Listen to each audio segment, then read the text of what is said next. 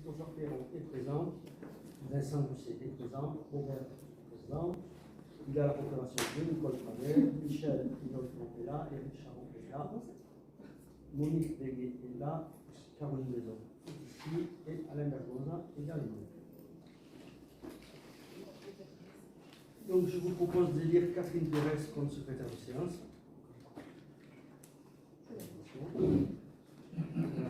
Avant d'attaquer le conseil, j'avais un propos préalable. Donc, comme vous le savez tous, individuellement, le prix de l'énergie augmente forcément, d'autant plus dans les communes, puisqu'il n'y a pas de bouclier tarifaire. Néanmoins, on a la chance d'avoir signé des marchés avec plusieurs organismes qui permettent de bloquer un petit peu les prix. Néanmoins, les économies qu'on a pu faire sur l'éclairage public ont été déjà engagées par les autres tarifs.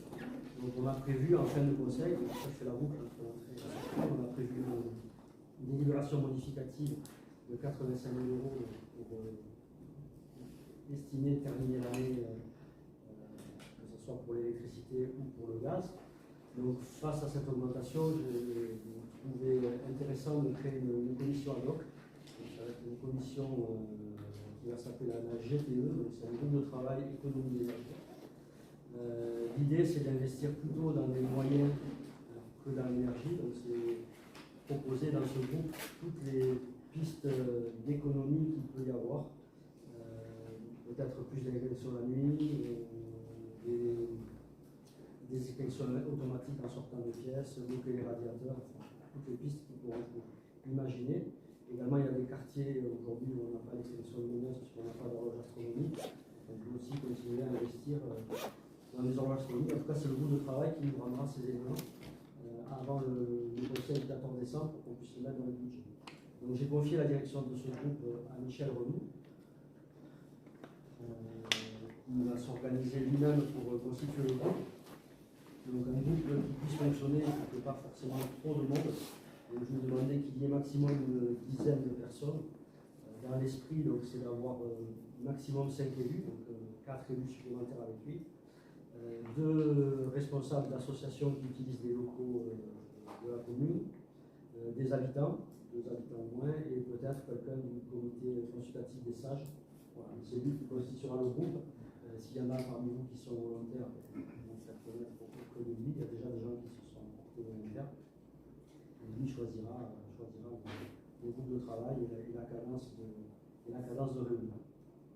Est-ce que dans le groupe, tu as inclus l'émission auprès des habitants? Est-ce que les moyens communaux autonomiser les dépenses de la commune? Non, c'est pour notre budget. Les habitants, ils ont un bouclier tarifaire. Non, monsieur, les accompagner dans les économies d'énergie. Le truc existe à la turbine à nouvelle. On ne peut pas faire l'exercice de process community. Si, on peut, bien sûr. Parce que déjà la place est réglée. Là, il y avait une panne, c'est réglé. On en a parlé ensemble. Oui. Surtout le lycée s'est allumé, il fait chaud. Parce que tout le matin, tout mon bord le matin. Et normalement, ça devrait s'allumer qu'à 6 h. Oui. 6 h et à minuit, c'est terminé. Ça vaut le coup de contrôler. De toute façon, ce n'est pas sous la personne. Mais bon, on va en parler parce qu'en parallèle de ça. Alors, dans l'ordre du jour. le couper à 10 h. Enfin, 10 h, 22 h, pardon. Et dans l'ordre du jour du conseil, bon, il y a aussi des économies en fait, sur le matériel avec le SDEC, puisqu'on a des trucs qui vont passer en LED. Et ça, c'est dans le conseil, on y passera après. Donc ensuite, on va attaquer le PV de la séance du 18 mai. Donc j'ai reçu un certain nombre de demandes de modification. Donc, des demandes que l'on va faire et d'autres pas forcément. Donc dans les remarques, sur le point 7, il m'a été demandé de mettre le texte de l'amendement. Donc on le mettra ou dans le texte ou en pièce jointe. Plutôt en pièce jointe, puisqu'il n'a pas été présenté au conseil. On m'a demandé de modifier une phrase qui semble fausse. Une page ne représente pas 900 caractères. C'est un point de vue. Mais donc on mettra la modification qui a été demandée. Donc on décide que ces 900 caractères seront repartis au prorata de l'effectif du groupe. qu'on mette que les bureaux se sont organisés à la bonne franquette. Donc, je ne retiendrai pas la bonne franquette, parce que ça voudrait dire qu'il n'y avait pas un travail des services et des élus qui s'en occupaient, puisqu'il y avait quand même un travail de répartition des équipes dans les groupes, ce n'était pas à la bonne franquette, donc je ne rajouterai pas le terme de bonne franquette. L'idée c'était quand même de changer pour dire que jusque-là ça fonctionnait. Oui, mais Parce pas, que le comme cela, la phrase telle qu'elle est, le comme cela ne fait référence les à bureaux rien. se sont toujours organisés comme cela, oui, voilà, mais ça ne change rien de bonne franquette. Non, non, mais la bonne franquette, c'est égal.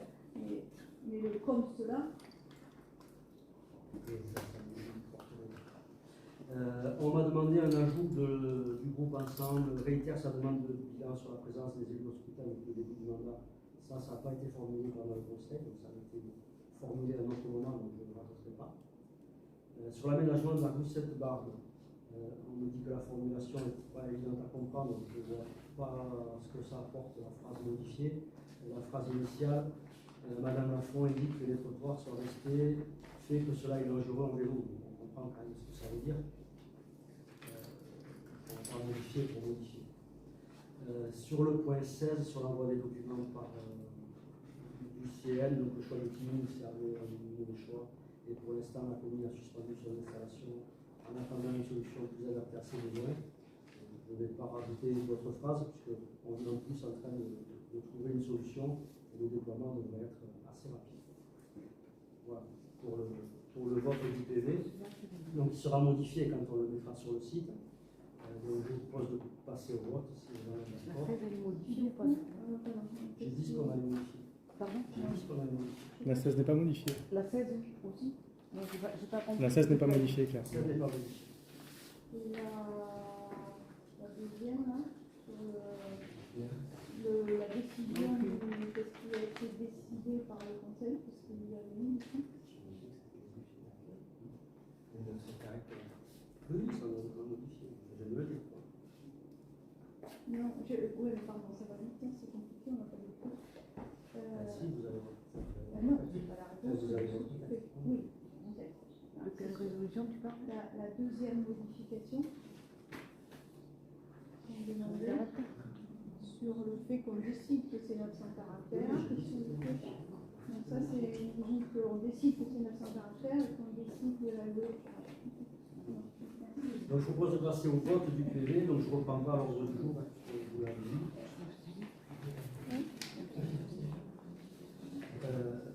Donc qui est contre le PV? Qui s'abstient? Est-ce que la prochaine fois, j'insiste, est-ce qu'on peut avoir des modifications? Parce que là, en séance, c'est très compliqué. Nous, on fait des remarques à l'écrit et dans les délais, et c'est normal. Ça sera en séance. Et là, en fait, il faut qu'on voit que c'est même pas affiché en Ça sera en séance. séance. C'est même pas Et vous affiché recevrez- en séance. Vous allez recevoir le PV.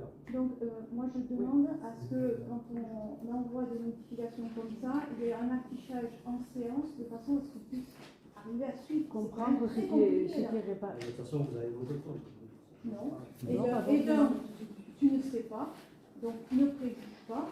Et de deux, non, ça dépend de ce qui est fait. Donc, c'est pas des positions de principe. Vous avez bon sens. Donc, est-ce qu'on peut noter qu'on demande à ce que, quand il y a des modifications, on Le ait noter, soit en oui. avant, soit au moins en En séance, séance, pour voir. l'affichage, ce qui est fait ou pas. Donc on a voté. Donc on va passer à On n'a pas fini. On n'a pas fini de voter, hein. Merci, vous êtes abstenu. Vous avez compté combien pour l'abstention? 4. J'ai dit 4. Oui, 4, ouais. Pour Nathalie aussi. Ouais. Nathalie. Ah, Marty. C'est bon. On va passer sur le point 1, donc sur le SDEG, si ça fait 59 mails. Ah, oui, je donne un point 11. Je vais juste faire un petit point sur la convention que nous avons signée avec les familles de groupe pour l'encadrement de l'espace jaune de Paris. Ils ont décidé de mettre terme au contrat de la directrice en place, qui n'a pas donné satisfaction apparemment. Et nous sommes donc dans l'attente d'un remplacement dans le plus bref délai. C'est qui est arrivé il n'y a pas longtemps. Elle est plus là, c'est ça?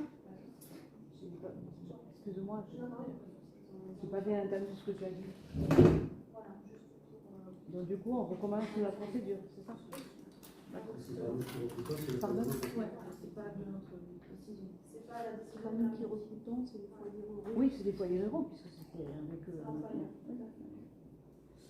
C'est bon. Donc on passe au plan.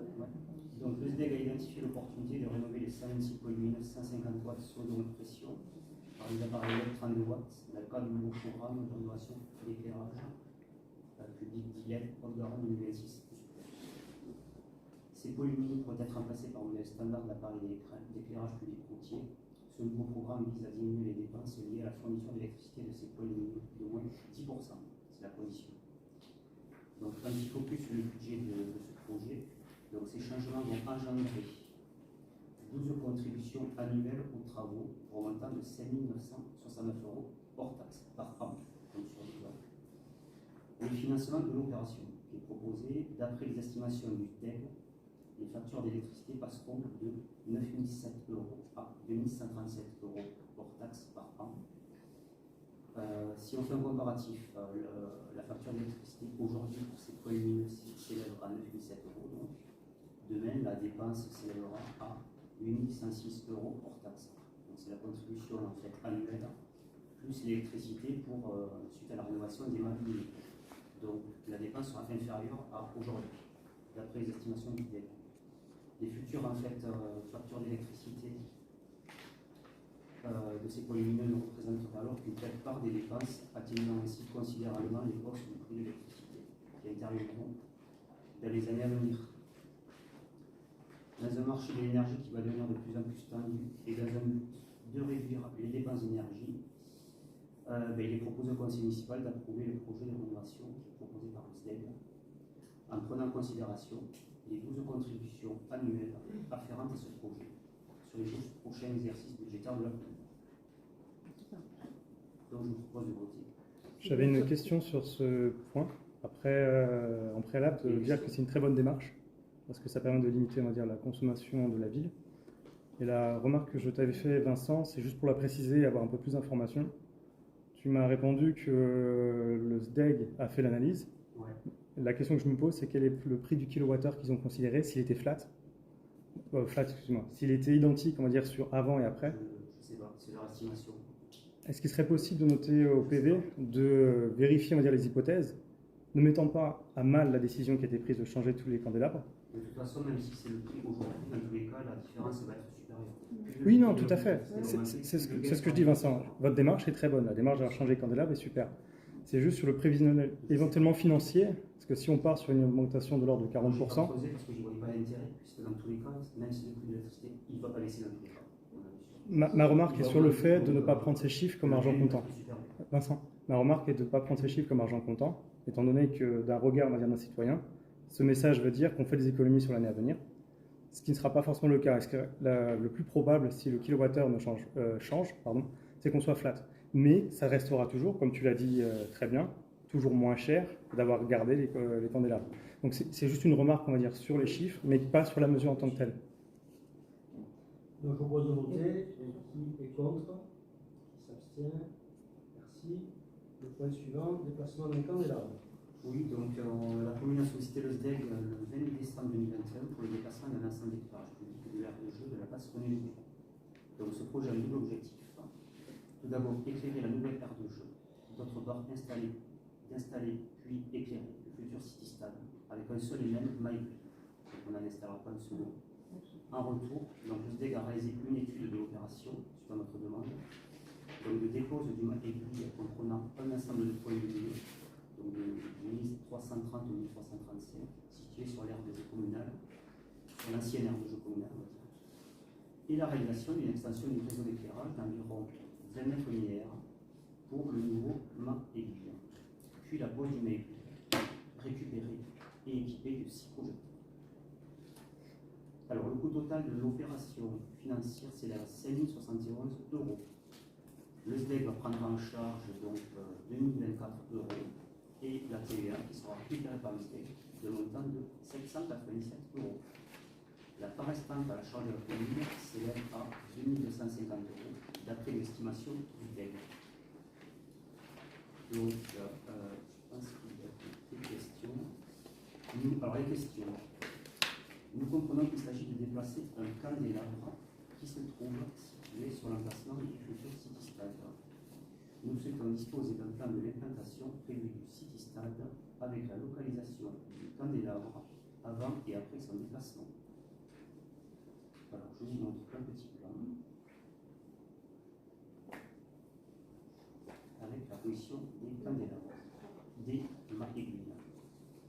Donc, la position de l'ancienne aiguille, c'est le point orange, et la position du nouveau aiguille est le point jaune, situé sur le milieu de l'aire de jeu actuel, donc à 15 mètres, et sur le milieu du passage qui va exister entre l'aire de jeu et le City-Stade, qui sera 4 mètres. Le moment, Ici, à gauche. Et la place renouvelée à droite. Le premier dessin de gauche, c'est quoi? Le premier dessin, Le ça c'est premier le plan. City-Stade, avec le lampadaire qui est au milieu, D'accord. et l'aire de jeu. Et là? L'aire de jeu, l'aire là actuellement pour les petits-enfants. D'accord. Voilà. Et le moment où il y a plein de Donc en fait, on déplace, c'est pour ça que quand il dit 20 mètres, en fait, c'est 2 fois 10 mètres, parce qu'il y a deux câbles à passer. Et le Donc moment, il y a à peu près 10 mètres. il est où par rapport au City-Stade? Là. À quelle distance? Ça va être assez quand même. Est-ce qu'il peut être noté de préciser la distance à l'issue de ce conseil? Bon, attendez, on a conduit une étude pour voir si on pouvait faire passer une piste cyclable, justement au bord du moment, donc on a Et pas de, vérifié qu'il y avait des distances nécessaires. il n'y a pas de problème, Claudine. Donc l'information est disponible, on demande simplement de la connaître.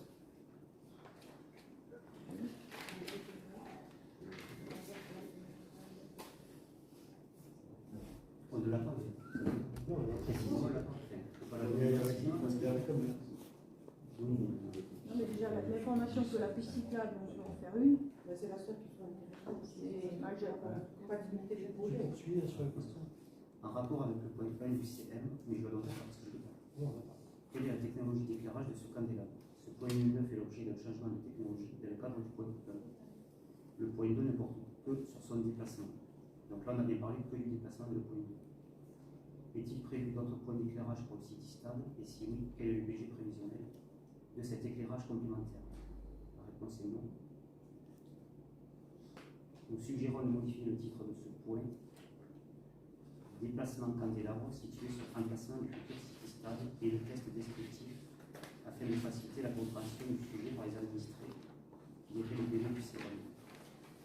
Les explications sont claires et suffisantes.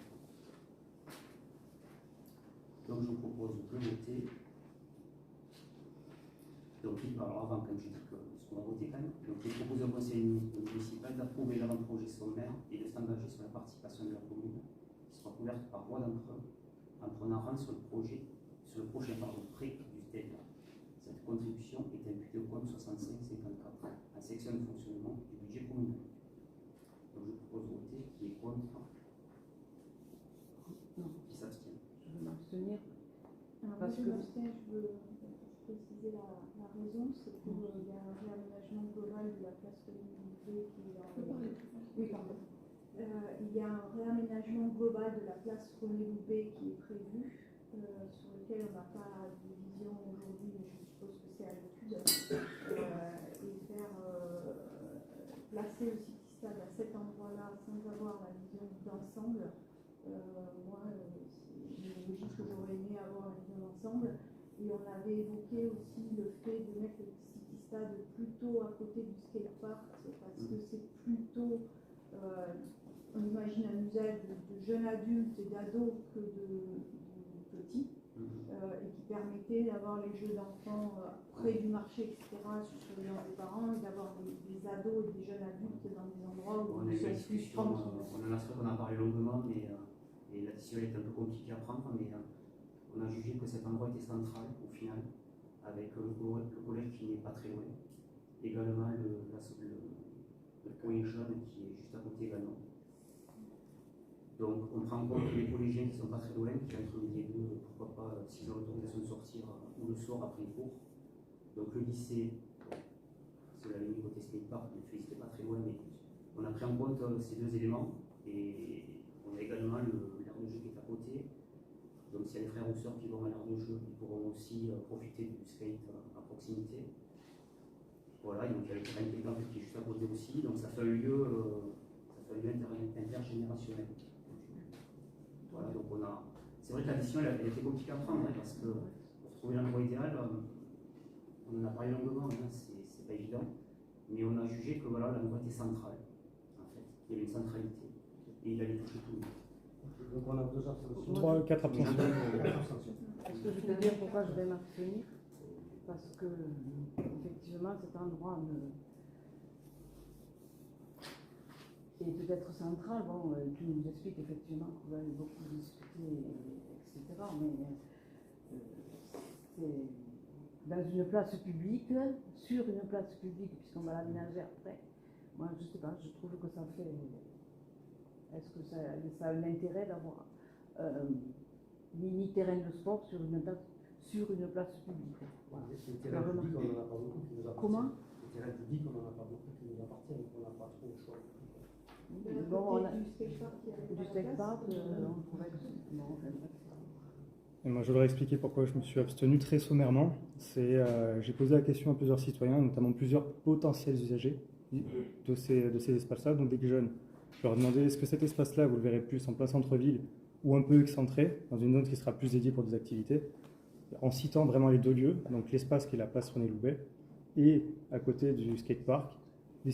En tout cas, les jeunes à qui j'ai posé la question m'ont dit nous, à choisir, on aurait préféré à côté du skatepark. Donc je trouve dommage, et c'est pour ça que je m'abstiens, que la démarche de faire ce city stade n'englobe pas les citoyens, n'englobe pas les conseillers de l'opposition. Et je trouve ça dommage, dans le sens où votre projet pourrait être parfait. Il y a eu une réunion de la commission de travaux, ça a été décidé en réunion de travaux. La commission s'est réunie et tout le monde est associé. Où sont les comptes rendus? Non, mais par contre, dans le terme démocratie participative qu'on avait prévu dans le programme initial, c'est vrai qu'un truc comme ça, si les 2 options étaient possibles, ça pouvait valoir le coup d'en faire un. On a noté vos remarques, on va peut-être avancer parce que c'est En tous les cas, merci pour les explications. le 23, le ZEG, justement, Le rapport d'activité du ZEG, l'article L521139 du Code général des collectivités territoriales prévoit que les établissements publics, les EPCI, établissent chaque année un rapport d'activité qui est adressé à l'ensemble des communes membres aux fins de présentation à leur conseil municipal. En application de ces dispositions, le ZEG a adressé à la commune le rapport d'activité 2021. Ce rapport est envoyé sous forme dématérialisée aux membres du conseil. Donc, je propose une brève présentation des points que j'ai notés. Alors, les principaux projets du ZEG, les principaux. Plusieurs projets sont proposés par le ZEG. Donc, j'ai noté tout d'abord la distribution d'électricité pour les nouveaux usagers. Donc, ils ont noté une augmentation de plus 18% en 2021, pour un coût de 5,9 millions au total. Bon, ce qui confirme tout de même l'attractivité de notre territoire. Le programme LED Haute-Garonne 2026+, que je vous ai évoqué tout à l'heure dans la délibération numéro 1, donc qui permettra d'accélérer le remplacement des appareils électriques publics, d'éclairage public. Le coût total tout de même de l'opération du projet est de 26 millions d'euros en 2021. Donc je vous dis pour information que les opérations de rénovation de l'éclairage public réalisées en 2021 par le ZEG ont permis de déposer un dossier auprès du ministère de la Transition écologique, représentant plus de 74 gigawattheures d'énergie économisée, soit l'équivalent d'environ 4000 maisons. Les crédits correspondants s'élèvent à 530 000 euros, les économies par an, et donc seront affectés en totalité au programme de travaux. C'est intéressant de le savoir. Je fais un focus sur les finances. Les recettes 2021, donc elles s'élèvent un total de 64,2 millions d'euros, donc un tiers de TCFE, donc c'est la taxe sur la consommation finale d'électricité. Et environ un quart sont issus des participations communales aux travaux, d'investissement sur les réseaux. Et en dépenses, le ZEG a dépensé 66,7 millions d'euros, dont les 3 quarts consacrés aux travaux d'investissement. C'est à noter. Et les autres charges sont les charges de personnel, le remboursement de la dette à 10%, et les charges de caractère général. Donc on peut noter un déficit de 2,5 millions d'euros. Et face à cette situation, le ZEG a lancé un audit financier fin 2020 et les résultats de l'audit ont été proposés aux élus du conseil syndical le 20 octobre de l'année dernière. Donc il y a une feuille de route qui a été proposée, et parmi cette feuille de route, il y a deux principales décisions qui nous impactent. Je vous les cite.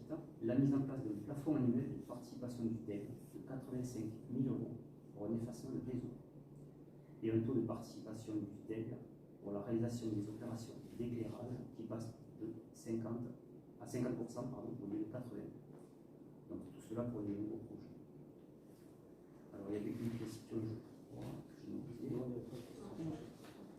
Il y avait une question en diverses, ouais, qui était du coup quel est l'impact de ces deux mesures sur les. Donc je propose de voter. Donc, Juste un truc, est-ce que, je n'ai pas lu l'extension, j'ai lu que le résumé, est-ce qu'il y a une analyse de si les gens commencent à produire leur électricité solaire, éolien, etc. Alors il parle de la transition Pas énergétique avec si- les impacts par le solaire, etc. Ouais. Il ne parle pas exactement de l'impact chez Ouais. dans les foyers. Quoi. Et, Ben, je sais non, pas sur le- le réseau. Sur les réseaux, en en fait. fait. J'ai pas d'exemple. Parce que c'est pas Il neutre. commence à Hein. avoir. Ouais, c'est pas neutre. Ils ont Hein. basculé. Non, mais c'est en tout cas, ils en parlent pas. Moi, je n'ai pas vu.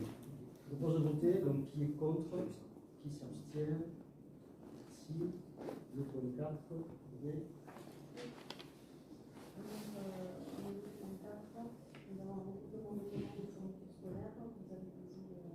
Parlez un peu plus fort, s'il vous plaît. Pouvez-vous donner succinctement les raisons qui ont conduit au choix de faire partie du groupement alors que ce n'était pas le cas pour l'accord précédent? Avec qui cela a été discuté, les directeurs de l'école dont il était consulté, par exemple? Le choix de s'associer au groupement de commandes proposé par le Méridien Aglo repose toujours sur l'idée que le groupement permet d'accéder à des tarifs plus intéressants en ayant un poids plus important dans la négociation. Ce choix a été fait par la commune, les achats de rentrée ont été faits et ce sont les services techniques qui ont fait les achats pour les écoles. Il y aura peut-être un changement de fournisseur. Deuxième question à ce sujet, pour quelle raison il n'a pas été proposé de rejoindre le groupement sur le 2, qui correspond au livre scolaire?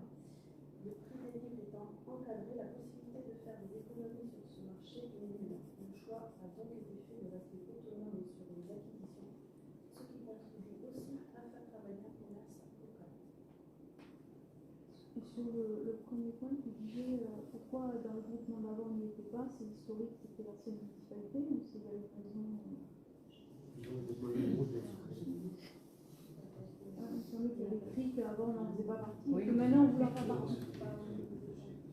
Dont la commune n'était pas membre. Oui, c'est écrit. C'est écrit, hein. Dont la commune n'était pas membre.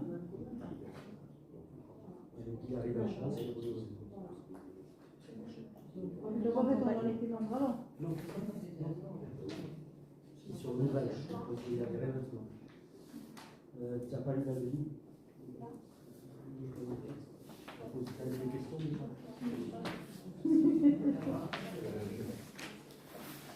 Pardon. Donc, le projet de délibération numéro 4, constitution d'un groupement constitué de membres du Aglo et relatif à l'achat et la livraison de fournitures et mobilier scolaire sur le territoire du groupement de commande numéro 4 à Lille.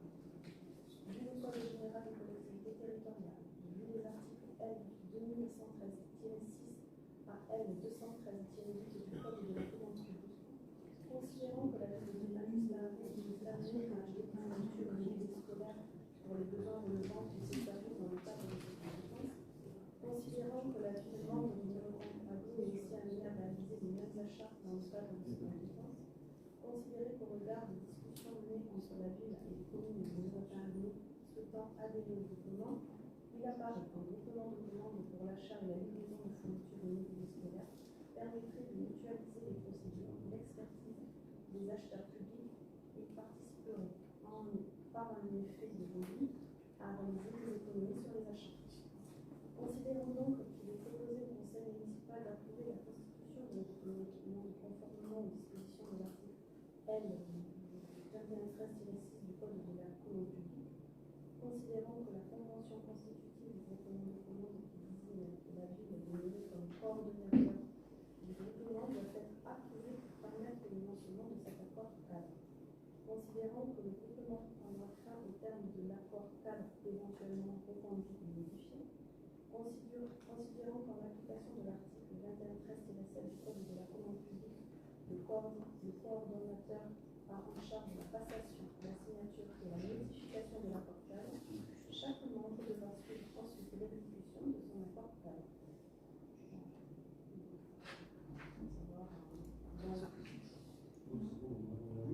Pas de questions. Je propose de voter sur ce marché. Donc, qui est contre, qui s'abstiennent. Merci.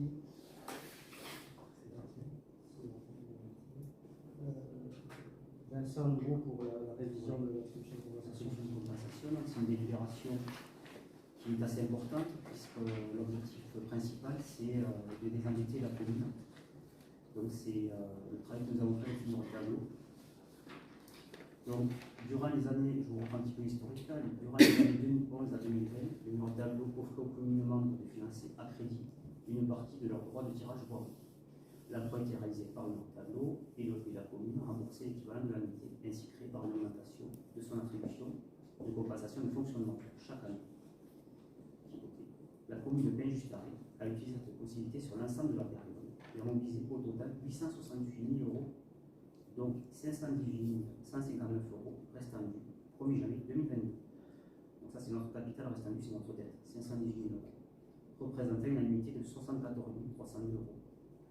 Aujourd'hui, le numéro tableau souhaite sortir de ce schéma et la commune et le numéro tableau se sont accordés pour une sortie en 2 étapes et une sortie assez rapide pour désendetter plus rapidement.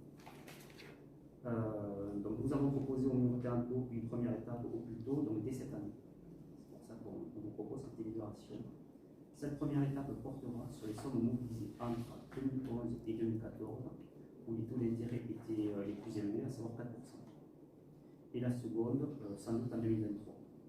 Il nous restera donc 236 000 euros de capital à rembourser.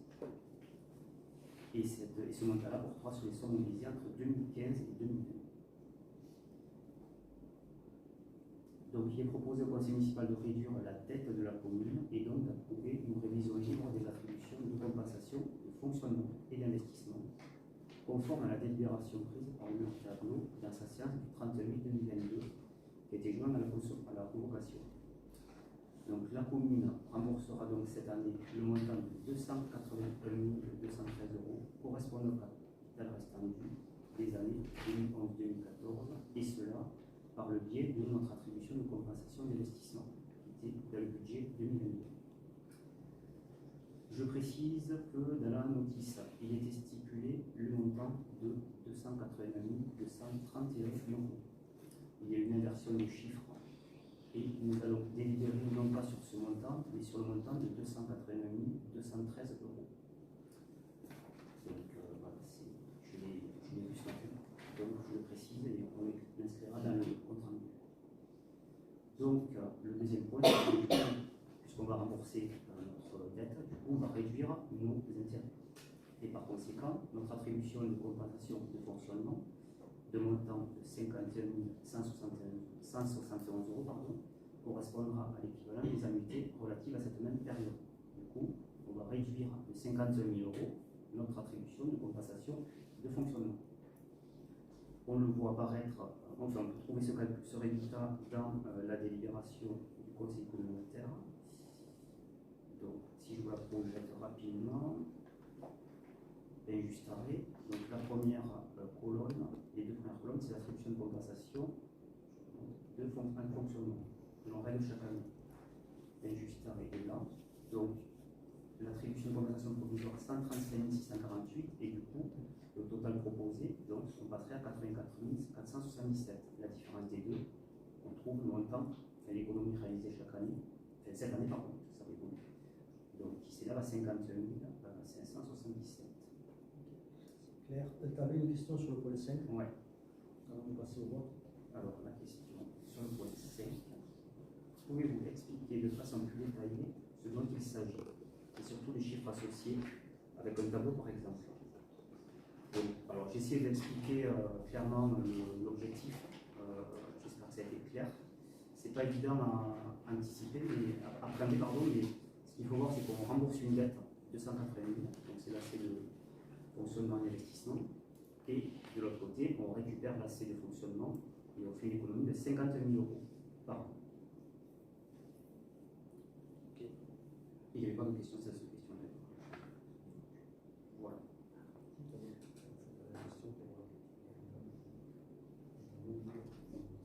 Oui. Donc je propose de passer au vote. Donc qui est contre, qui s'abstient. Merci. Le point suivant, Michel. Oui. Je reviens sur les affichages, merci pour les affichages et les explications.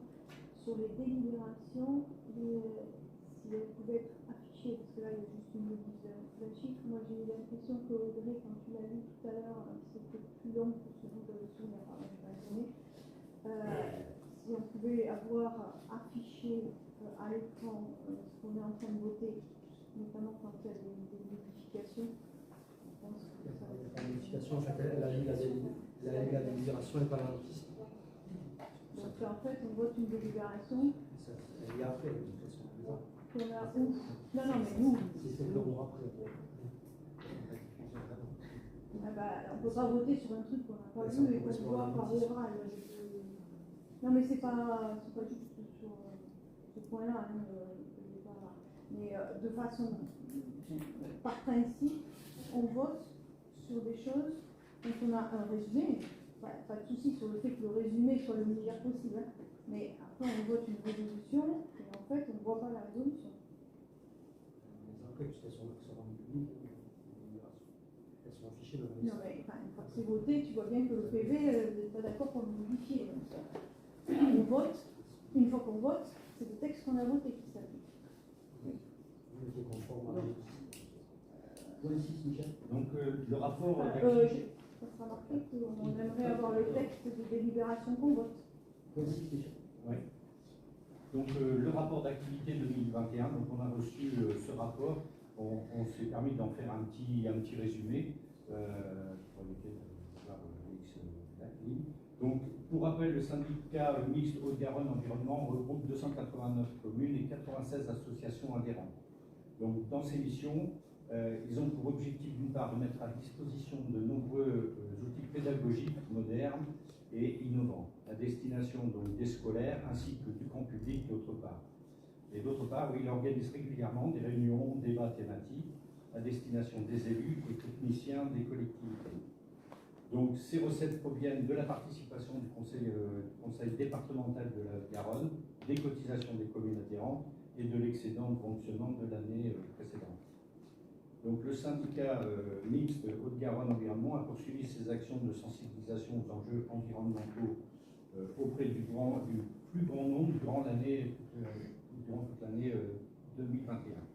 Il a notamment organisé 5 rencontres débats avec les élus des communes adhérentes, une visite de terrain et un colloque en partenariat avec le conseil départemental de la Haute-Garonne. Les thématiques ont été très variées, allant du financement de la transition écologique à la préservation des espaces naturels, forestiers et agricoles, en passant par les perturbateurs endocriniens.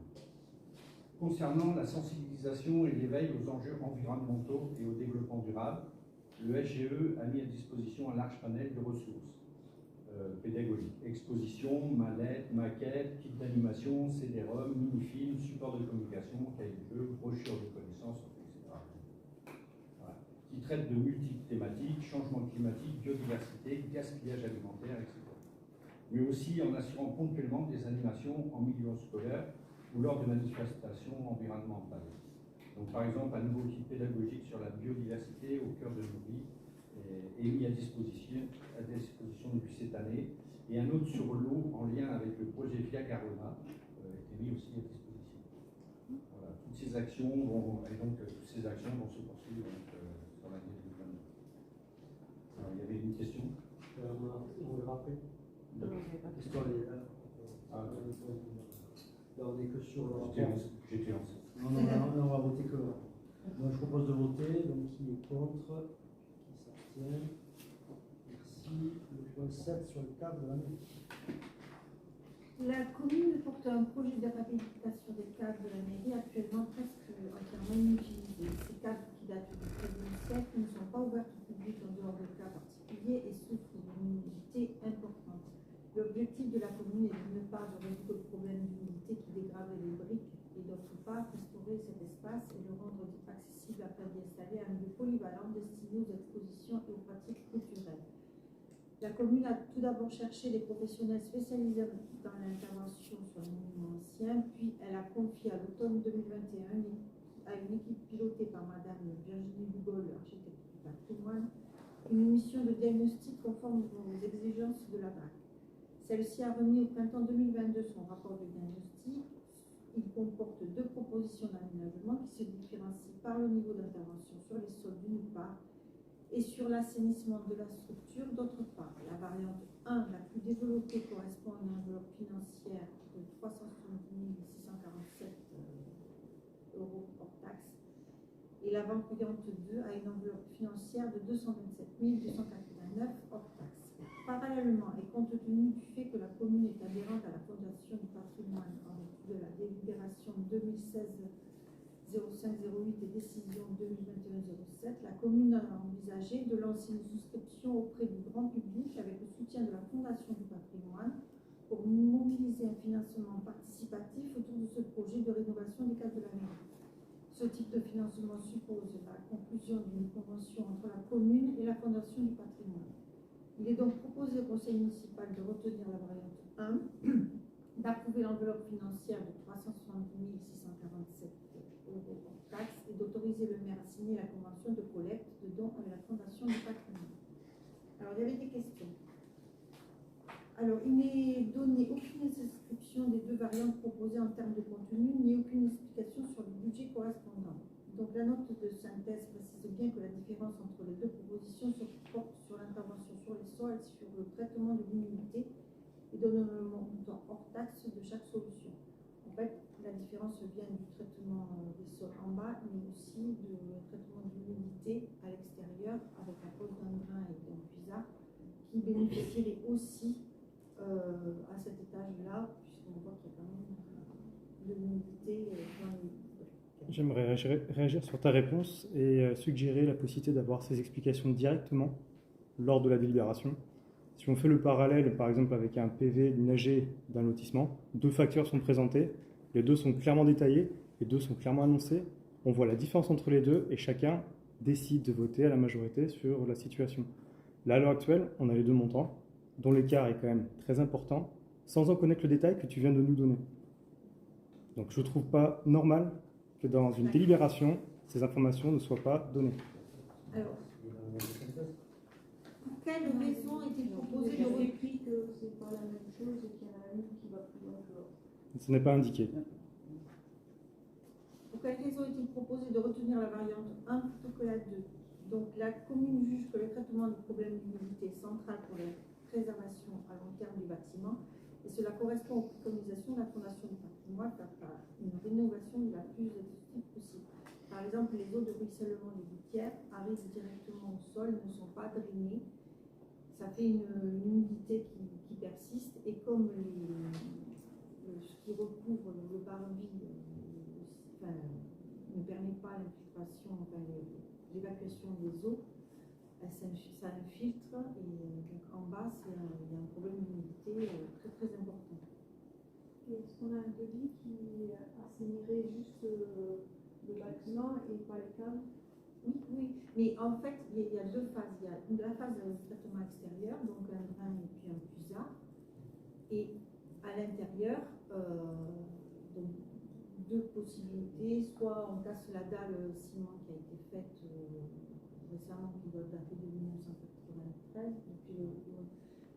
et soit on laisse comme ça et donc on met des extracteurs d'air, des BMC, voilà. Donc c'est surtout à l'intérieur qu'il y a 2 différences, mais après le traitement à l'extérieur, même il bénéficiera aussi pour cet étage. Voilà. Le plan de financement global prévu pour l'opération n'est pas donné. Quel est le montant espéré de l'opération financement participatif et que se passe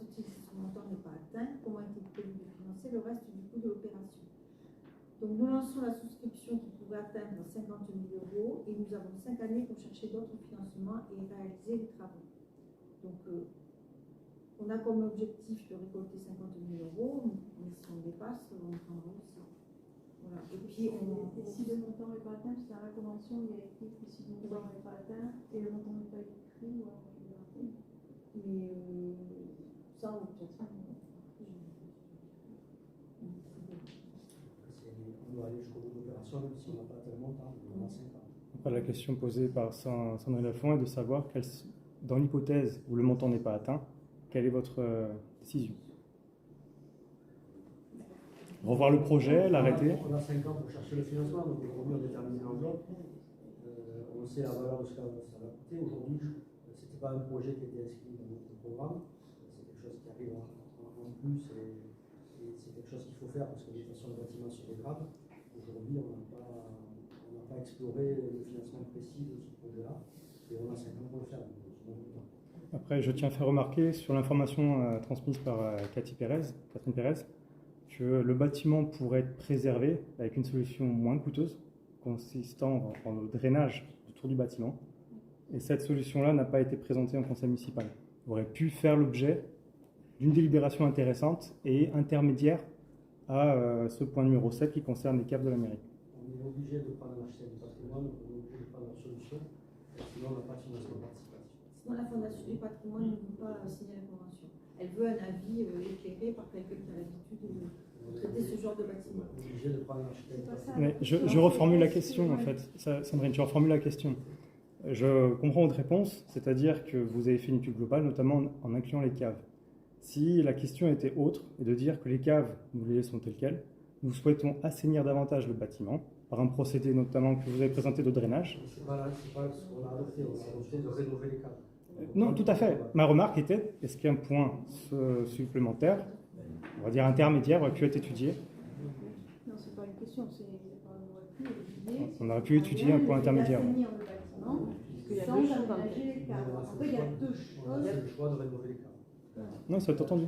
Et en fait, le budget prévisionnel qu'on le vote, On on vote vote le l'enveloppe. coût, on ne sait pas comment c'est financé. Comme quand on a voté les arrêts, on a voté l'enveloppe. Justement, Et on sait pas oui, C'est pas un très bon exemple, monsieur le maire. On s'en souvient.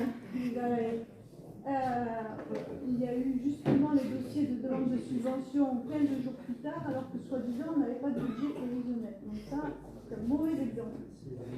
Donc, Il reste une question portant sur ce point-là. J'aimerais qu'elle soit répondue ou qu'elle soit refusée de réponse, mais au moins qu'elle soit statuée.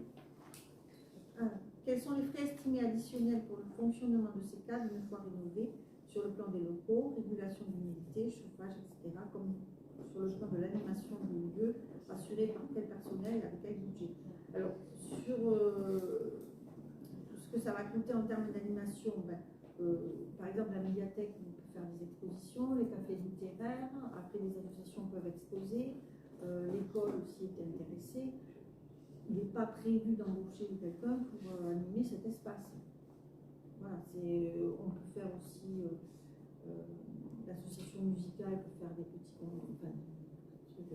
limités, mais des petits concerts. Mais c'est vraiment, ça permettra d'être utilisé par les associations, par la médiathèque, par les écoles. Donc on peut dire que c'est une salle de plus, mais il n'y a pas une animation précise prévue à cet effectif. Pour l'instant, non. Non, mais après, pour le moment, s'il y a un musée de Toulouse qui accepte de nous prêter des œuvres parce que les conditions sont réunies pour les accueillir en termes de sécurité et d'humidité, on pourra effectivement faire des expos prêtés par des musées nationaux. Voilà, mais tout est à construire aussi. On est ouvert à toutes les suggestions. Les frais à venir en plus pour le chauffage, l'électricité, etc. Si on chauffe les caves, on espère que le bâtiment au-dessus soit pas chaud, on aura forcément une économie sur le dessus, un chauffage dessus. Il y a déjà le chauffage central qui est installé. Oui, on ne l'utilise pas, mais il l'avait installé. Après, la question est plus large. C'est est-ce qu'une étude a été faite aussi du point de vue consommation? Il y a une étude qui a été faite par les Monuments de France, au global pour la préservation du bâtiment. Est-ce que cette étude aussi a porté sur l'impact que ça pourrait avoir du point de vue de la consommation? Vous dites que ça fait une économie. Mais est-ce que ça a été chiffré? La question est là. Est-ce qu'il y a vraiment eu cette étude ou ça reste encore au stade de l'hypothèse? Une économie Un chiffrage. entre les options. Du projet. Non, sur la version qui est prévue à 370 000 euros, comparer la situation actuelle en mairie de la consommation qui est faite, de ce que je comprends de M. le maire, c'est que la consommation dans le bâtiment actuel peut être accrue par un problème d'humidité inférieure. La question que je pose est donc, par rapport à la consommation actuelle, avec ce problème d'humidité, l'étude n'a pas été faite. Donc vous ne pourrez pas répondre sur la potentielle surconsommation de... La surconsommation, non, mais après, sur l'alimentation, oui. D'accord. Ok, non, mais c'était juste ma question. Je vous propose de passer au vote. Qui est contre? 2 votes pour moi. Qui Pourquoi s'abstient? moi je suis contre? Parce que c'est un budget conséquent. Alors ça aurait été, il me semble intéressant d'avoir une étude que l'assainissement du bâtiment, parce que je comprends que ça joue aussi sur les remontées et qu'effectivement ça aurait joué sur la préservation du bâtiment principal, et que l'aménagement des caves par rapport à l'ensemble des dépenses et des projets, c'est une priorité que moi je ne supporte pas. Je voudrais que ce soit noté que je suis totalement de l'avis de Madame Lafont. Donc je me rejoins à son propos. Moi aussi, oui, parce que je trouve que c'est trop cher pour Il y a bien d'autres projets plus intéressants. Et là, j'interviens pour faire une remarque à Madame Tardieu au sujet des écoles. Oui, j'ai pas entendu la Je souhaite faire remarquer que ce budget conséquent pour les caves aurait pu être mis en balance par rapport au budget nécessaire pour rénover l'école, notamment au niveau de la problématique de la qualité de l'air. C'est noté. Point suivant. Vincent, on repasse au stade. L'approbation du projet modificatif du site stade, donc le 3 novembre 2021, et par délibération, le conseil municipal avait approuvé le projet d'installation d'un site stade sur la place commune B, et on avait validé l'enveloppe budgétaire de 65 000 euros. Le travail de définition s'est poursuivi, en portant notamment sur la nature du sol. À l'issue de la commission de travaux du mois de juin 2022, un arbitrage a été fait pour retenir un sol gênant afin de ne pas internaliser de nouvelles surfaces, l'ajout d'un filet côté aire de jeu en plus des 3 autres côtés prévus initialement, et l'évacuation des terres provenant du terrassement. Je précise également que les tarifs des fournisseurs ont fortement évolué à la hausse entre 2021 et 2022, donc un surplus également. Ces éléments ont pour conséquence une révision de l'enveloppe budgétaire de montant de 20 000 euros supplémentaires. Il est donc proposé au conseil municipal de modifier la délibération 2020-06-13, donc celle qui avait été approuvée le 3 novembre 2021, pour intégrer ces modifications et apporter une enveloppe financière de 85 000 euros TTC. Donc les questions, nous souhaitons avoir un tableau récapitulatif complet de tous les coûts liés au City Stade, incluant tous les frais directs et annexes, exemple éclairage, confère point 2 du CM. Alors bon, à ce jour, nous n'avons pas identifié d'autres coûts en investissement engendrés par l'installation du City Stade, en dehors évidemment du coût d'acquisition du City Stade, présenté dans cette délibération, 85 000 euros, et du déplacement de l'éclairage identifié dans la délibération numéro 2, 2500 euros. Concernant la nature du sol, nous saluons le choix d'une dalle brillante pour les critères environnementaux. Pour notre information, quel est le surcoût lié à ce type de dalle? Le surcoût est d'environ 7 000 euros. Donc je propose de voter. Alors tout à l'heure on a parlé du lieu et de la réflexion qu'il y a eu sur le lieu. Je comprends que ce n'était pas possible à côté du skatepark. Du coup, quel était l'autre lieu qui aurait été possible? C'était là où alors sur le centre. On n'avait pas beaucoup d'autres lieux. Ah, parce que j'ai entendu quelqu'un après qui disait que le skatepark c'était de toute façon pas possible. Je comprenais plus. Non, j'ai mal compris. Non, c'est pas. Okay. Donc voilà, qui est contre? Qui s'abstient? Je m'abstiens pour le choix du Claire et. Je m'abstiens pour le choix du lieu et pour le coût qui s'ajoute chaque fois en plus le déplacement du candélabre. Ça va donner un City Stade à environ entre 90 000 et 100 000 euros. Je trouve que. Donc c'est l'investissement récupère une partie de la TVA. Et de plus, on a eu une subvention. Pardon? Il y a une aide de la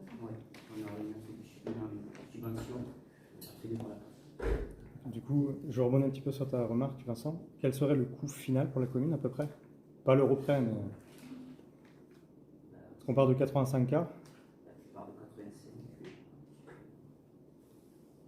Non, mais à peu près. À peu près, c'est vraiment. Ça, il faudrait que tu paierais combien? Avec après les subventions, après les points que tu as mentionnés. 45 000 €. Ah, il faudrait que tu payes 40 000 €. À peu près. La TVA plus 25 000 € de la taxe. Donc il y a deux ou trois abstentions. Et on a une demande d'attribution, une demande de subvention en cours auprès du département. Deux abstentions, moi je reste. Donc, Non, tu vois. Deux abstentions. Deux abstentions, ouais. On avance, s'il vous plaît. Droit de place, 25 €. Et le droit de place. La dernière délibération relative au droit de place date du 5 novembre 2020. Pour tenir compte du déroulement de la session de 2021, de la session du marché de Noël de 2021, la commune souhaite modifier les tarifs applicables au marché de Noël. Il est proposé que le tarif principal passe de 25 à 15 € et la création d'un tarif gratuit pour les associations de bénéficiaires. Il sera par ailleurs proposé de créer dans la catégorie hors marché ouvert un tarif pour les buvettes lors des marchés de plein mois. Donc vendredi soir comme sur le marché du dimanche matin. Le tarif serait alors de 20 € pour les acteurs économiques et resterait gratuit pour les associations dont le siège est à Pain-Juste-Arrêt. Donc concrètement, concernant les buvettes, on souhaite mettre en place un tarif pour des gens que ce soit équitable vis-à-vis de la fête, vis-à-vis des manifestations qui existent. Parce qu'aujourd'hui, les buvettes qui viennent sur le marché du vendredi ou du dimanche payent une droit de place comme un marchand standard, à savoir 2 € le mètre. Donc ça ne me semblait pas très logique. On a voulu quand même marquer le coup et faire payer ces buvettes, ça me semble logique. Et on a voulu donner la gratuité aux associations, comme le comité des fêtes qui peuvent venir sur le marché. On n'avait pas indiqué donc, les tarifications, donc c'est ce qu'on va faire là. Concernant le marché de Noël, bon, il y a une question, donc j'allais répondre, mais je la dis. Que s'est-il passé en 2021 qui a amené cette décision de réduction des tarifs pour le marché de Noël en 2022? Donc l'ajustement des tarifs pour le marché de Noël est proposé afin d'être plus compétitif vu le nombre de marchés de Noël de la région et d'attirer plus de marchands dans le but de diversifier l'offre aussi qui est proposée sur le marché. Et de plus, on souhaite également instaurer la gratuité pour les associations de bénéficiaires qui n'avaient pas été indiquées l'année dernière.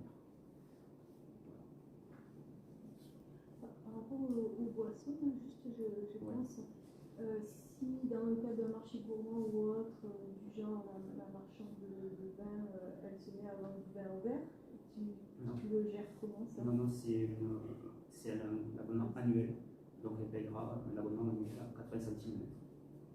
Tous les marchands qui sont là déjà, ils ont le droit de vendre, s'ils ont le droit de vendre de l'alcool, ils peuvent. C'est un placement. Non, non, mais ça donne place c'est pour les emplacements. Mais Fanny, quand elle vend le verre, elle est là toute l'année. Elle a un abonnement annuel, donc le tarif est 80 centimes. Ça fait partie de son abonnement. Oui, ça fait partie de son activité. Je propose de voter sur le point 9. Juste pour une clarification, c'est toute association ayant son siège à Pain-Juste-Arrêt qui a le droit de, en cas de prétendant. Oui. D'accord. Oui, tout à fait. Je propose de voter. Qui est contre? Qui s'abstient? Merci. Partie subvention exceptionnelle aux associations. Alors, le tennis club de Pain-Juste-Arrêt-Villac a sollicité la commune car il fait face à une dégradation de sa situation budgétaire, principalement sur le Covid, et qui a entraîné des obligations de remboursement sur des enseignements non tenus en 2020-2021 et une baisse des participations au tournoi ainsi qu'un non-réabonnement de certains licenciés. Le club sollicite une subvention exceptionnelle de 1 200 € pour terminer cet exercice. L'association Jeunesse et Loisirs du Mont est l'association nouvellement créée à partir d'un noyau de volontaires issus de la FEPJP, l'association des parents d'élèves de l'école, pour supporter la création de l'espace Pince et Jeunes et sa connexion avec le tissu associatif local. L'association, conformément au projet porté avec la commune, s'est affiliée au foyer ruraux qui est l'opérateur de l'espace Jeunes. L'association, qui n'a pas de fonds propres, sollicite une subvention de 300 € pour prendre en charge le démarrage et la cotisation au foyer ruraux ainsi que des frais bancaires. Il est proposé d'attribuer une subvention exceptionnelle de 500 € au tennis club de Pain-Juste-Arrêt-Villac dans le cadre de la réserve qui a été prévue pour soutenir les associations suite au Covid et d'attribuer une subvention exceptionnelle de 300 € à l'association Jeunesse et Loisirs du Mont pour son démarrage.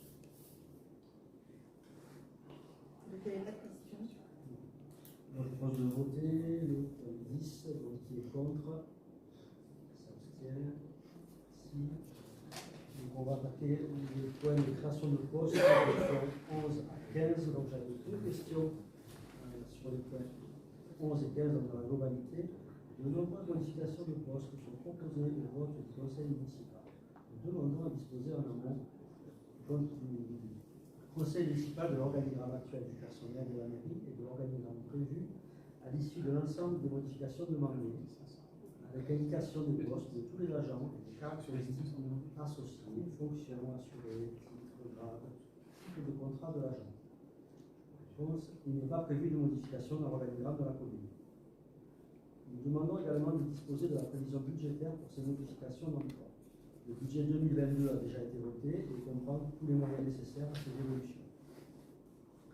Donc sur le point 11, pas de modification d'organigramme, c'est pas possible, puisqu'il y a un des postes qui est créé parce que c'était sous-traité avant et que du coup. C'est un poste qui n'existait pas. non, on rajoute une personne, on modifie pas l'organigramme. C'est une modification de l'organisation globale de la mairie et du nombre de personnes minimum dans un service. On renforce les effectifs, mais il n'y a pas de changement d'organigramme. Il va bien être quelque part dans. C'est quoi l'organigramme pour toi? C'est pas les fonctions directives, hein, c'est l'ensemble des gens. Oui. Non, il n'y a pas d'organigramme. Il n'y a jamais tout le monde dans l'organigramme. Moi, là où je travaille aussi, donc jamais, non. Et enfin, il y a plein de modifications.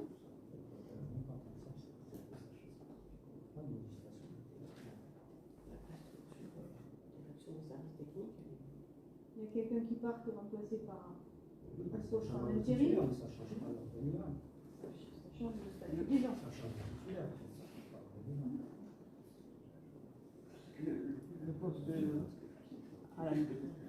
Le poste à la délibération 11, c'est bien quelqu'un qui va aller en plus au service technique. C'est le poste.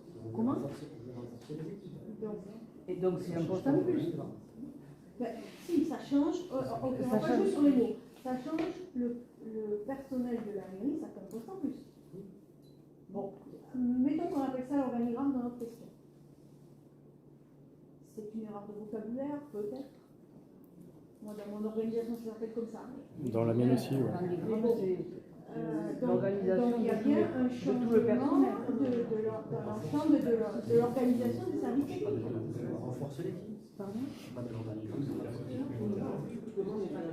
Non, mais c'est une question de vocabulaire. Appelle ça comme tu veux. On vote des postes. C'est passé au point 11, une création de poste service technique.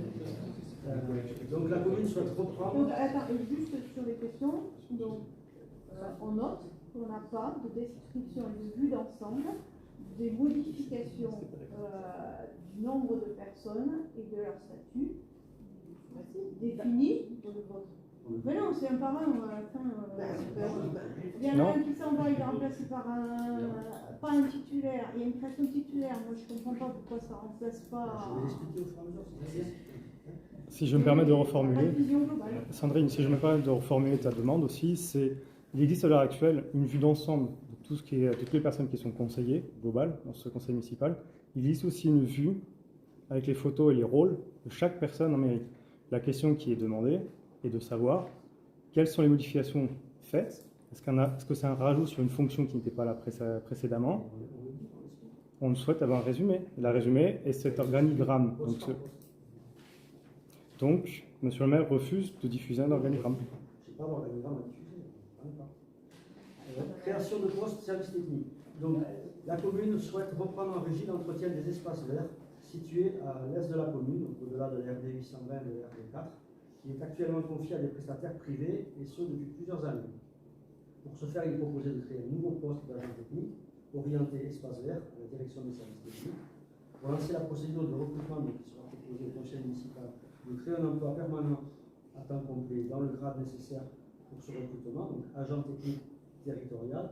Comme d'habitude, on verra les 3 grades de la catégorie parce qu'on ne sait pas qui va venir dans ce poste-là. Donc j'ai eu des questions sur le point 11. Quel est le coût actuel des prestations privées d'entretien des espaces verts situés à l'est de la commune? Pour l'année 2022, le budget de cette prestation est de 17 000 euros. Quel est l'écart avec le salaire de nouvel agent municipal? Quel est le périmètre envisagé de créer? Direction des services techniques ou direction des espaces verts dans les services techniques? Est-ce que ce nouvel agent est susceptible de prendre en charge d'autres activités que l'entretien des espaces verts précités? Le coût moyen d'un agent débutant en charge comprise est d'environ 30 000 euros. Le nouveau poste est affecté à la direction des services techniques et sera polyvalent comme tous les autres postes, puisqu'on a besoin de polyvalence, on reste sur des agents qui sont appelés à faire plusieurs tâches. On n'a pas vraiment de spécialistes, puisque c'est en fonction des tâches qui sont demandées. On préfère avoir de la polyvalence. Je propose de voter pour ce poste. J'avais une question juste pour savoir l'équivalent entre la prestation privée. Quelle était la charge en termes d'hommes considérée pour cette prestation? Est-ce que c'était un homme jour pour faire la prestation? Est-ce que c'était une demi-journée? C'est pas possible de savoir, puisqu'en fait, ils n'interviennent pas toute l'année, donc ils interviennent qu'en période de tonte. Okay. Et jusqu'à présent, les administrés n'étaient pas forcément super contents du résultat.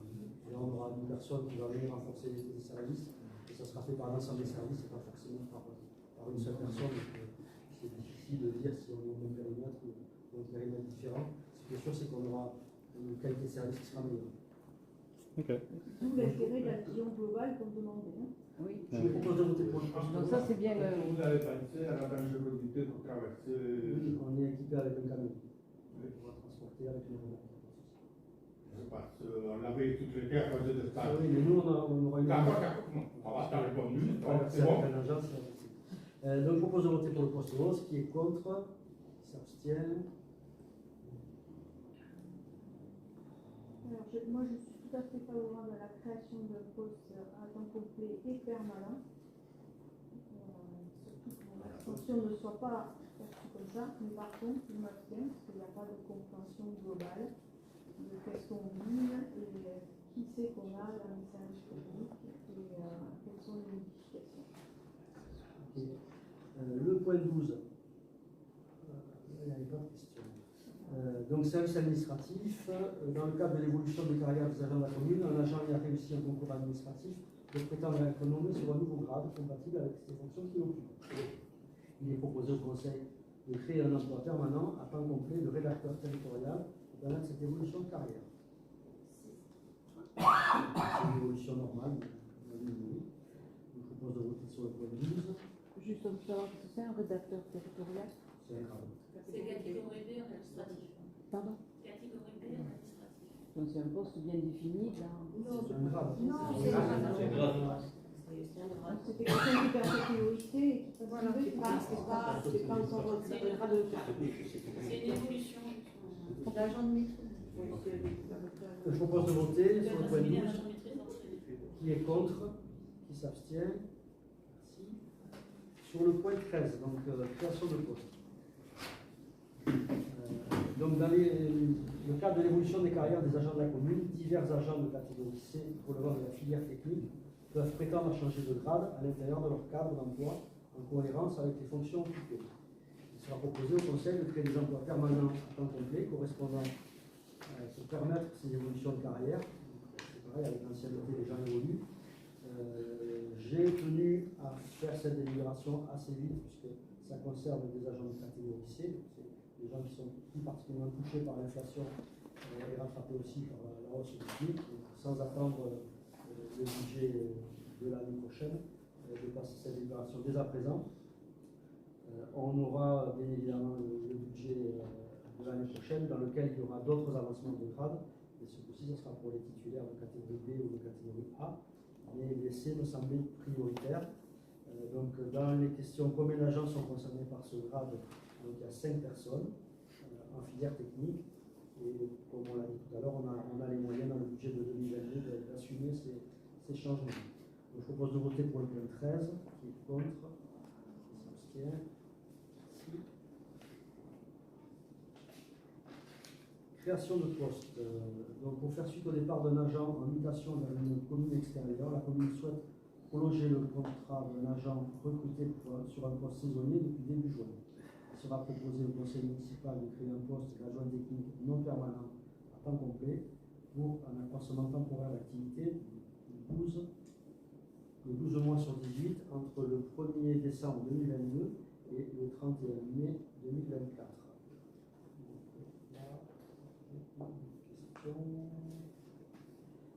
Sait-on pour quelle raison l'agent quitte la mairie de Plain-Juste-Arrêt et sur quelle commune il va, à quelle date est prévu son départ et avec quel délai de préavis? Donc, les décisions sont de la responsabilité de l'agent et du domaine privé. La plupart de ces éléments ne relèvent pas du conseil municipal. Son départ est effectif depuis le 1er septembre 2022. Quel était le statut de l'agent qui est en mutation vers notre commune? Pourquoi a-t-il proposé la prolongation d'un poste de saisonnier et non la création d'un poste en CDI? Donc, le CDI dans la fonction publique territoriale, ça n'existe pas sous cette forme-là. L'agent qui a quitté la Donc, collectivité. est-ce que tu peux rectifier la question en mettant la formulation correcte, s'il te plaît, qui est laquelle? C'est quoi la formulation correcte? Je veux dire. L'agent qui a quitté la collectivité est un agent titulaire. La proposition porte sur un poste contractuel pour prendre le temps d'évaluer le nouvel agent. Une stagiairisation pourra être envisagée à moyen terme. Les gens qui passent par le concours, de manière classique, ils ont une période où ils sont contractuels. S'ils font l'affaire, ils deviennent stagiaires pendant 18 mois et après ils intègrent le grade. Ça, c'est le mode classique de recrutement. Donc je vous propose de voter sur le. Je tiens juste à faire remarquer que ta formulation est vraiment claire et ça aurait été bien de l'avoir dans la libération initiale. Ça aurait évité, on va dire, la question. On fait des résumés, c'est compliqué de tout marquer dans un résumé. Donc pour le point 14, qui est contre. Oui. 2 pour moi. Et 3 au total, oui. C'est un titulaire qui est remplacé. Non, c'était pas le sens Non, de mais- la question. Pardon. Non, mais. C'est juste que j'avais pas vu. Pardon. J'avais pas vu. 2 ou 3. Qui s'abstient. Moi, je m'abstiens parce que c'est pas clair. Remplacer un titulaire. Donc, Et par contre, je redis ce que je voulais. par un permanent. Oui, que je vote contre parce qu'il y a un remplacement d'un poste par un titulaire qui est parti, par quelqu'un qui est déjà en place ici, donc on connaît, et qui n'est pas embauché comme titulaire. Donc, c'est Que les pas préfets, une- il y a depuis Et puis de toute façon, on ne peut pas le faire. Après, je tiens à faire remarquer aussi qu'il me semble que par le Parce passé, que le recrutement sans concours, ça fait que. Tu ne peux pas titulariser, tu ne peux pas Voilà. prendre un CDI. C'est pas possible. Il y a, Faut dans pas le dans- milieu, il y a des périodes. S'il n'a pas, D'abord contractuel, ensuite stagiaire, ensuite titularisation. s'il n'a pas passé le concours, tu peux pas être titulaire de suite. il y a une remarque ici de. Il est ouvert à des Tu l'as déjà dit, quoi. Non, mais- Sinon, c'est ouvert à l'extérieur. Donc en fait, c'est une façon Comme de ça, faire. C'est sur ce que tu dis, quoi. S'il a envie de dire. Ok, je change de Oui, vote. non, mais ça me surprend. Je m'abstiens. Merci pour l'explication. Moi, j'avais une remarque qui m'arrêterait. Je souhaiterais juste qu'on me confirme que par le passé, il n'y a pas eu un poste comme ça de contractualisation qui s'est passé un peu dans le même principe, où la personne a finalement été éjectée dans cette phase, justement, précédant, on va dire, la titularisation. Oui, une personne qui est en CDD, qu'elle va Oui, tout à fait, oui. Mais les motifs n'ont pas très bien été expliqués. J'ai pas compris. Je suis désolé, mais là, j'ai pas J'ai en tête, en mémoire, le fait d'un agent qui a été pris en contractuel, si je ne me trompe pas, avec une possibilité d'être titularisé. Donc ça passait peut-être par le schéma dont vous mentionnez. Et cette personne, lors de sa période d'essai, s'est vue recevoir un changement de poste ne correspondant pas à ses compétences, incluant son départ. Si mes propos sont faux, qu'ils soient corrigés, que la situation soit clarifiée. Il s'agit du poste des achats au niveau des services techniques. La situation procédurale telle que ça s'est passé était pour moi très floue. Mais elle n'était que contractuelle, elle n'a pas été stagiarisée. Donc à l'issue de sa période contractuelle, elle n'a pas été stagiarisée. Mais cette personne a été prise sur un rôle, et ce rôle a changé momentanément en sachant le poste et les compétences de cette personne.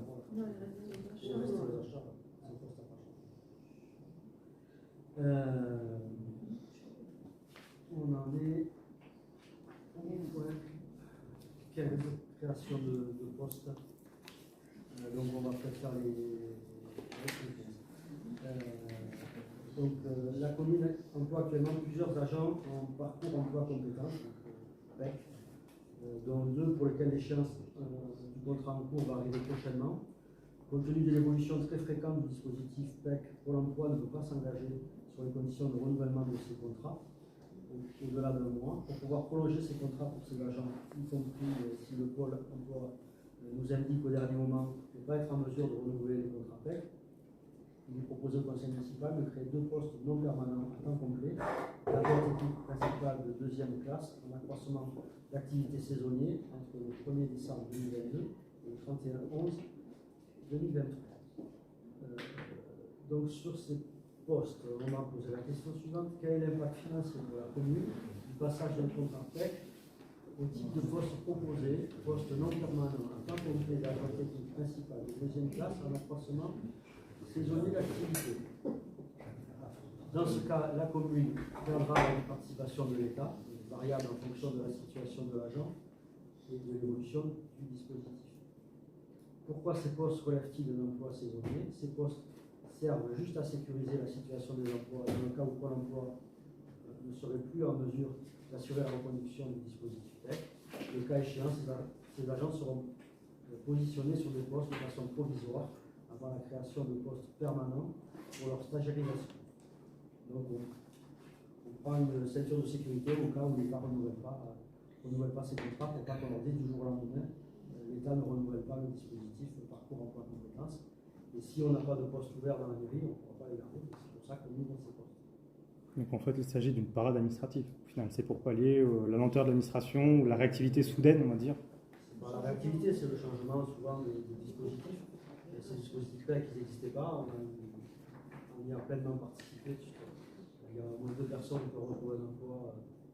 Et c'est des gens qui sont quand même loin de l'emploi qu'on recrute, puisqu'il y a vraiment des dispositifs assez stricts pour pouvoir accéder à ces postes subventionnés.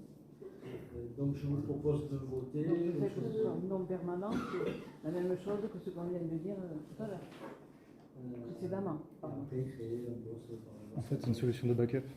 Donc, il y a d'autres postes PEC en ce moment à l'année. On en a 3.